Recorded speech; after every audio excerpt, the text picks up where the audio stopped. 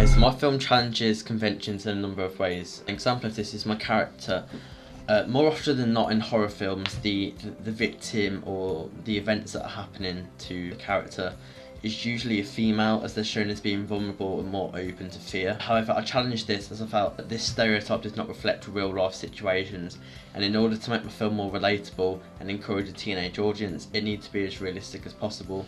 Therefore, I decided to go for a male victim, if you like, and because this is challenging the stereotype, it gives my product a unique selling point, which attracts more people, especially the teenage audience.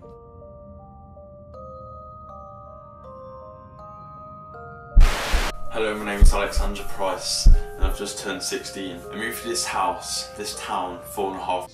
Also, in horror films, there's usually some text that opens a scene of a setting with like the date or the location, or a narration, like a voiceover saying like the time and date of so and so.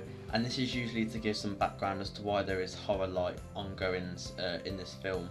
For example, back in 1940, King Brian was slaughtered in his own bed. However, I challenged this and I gave the main character a say. I let him do a bit of a speech, and he made a video diary in my film to explain what's happening. It has like the same impact.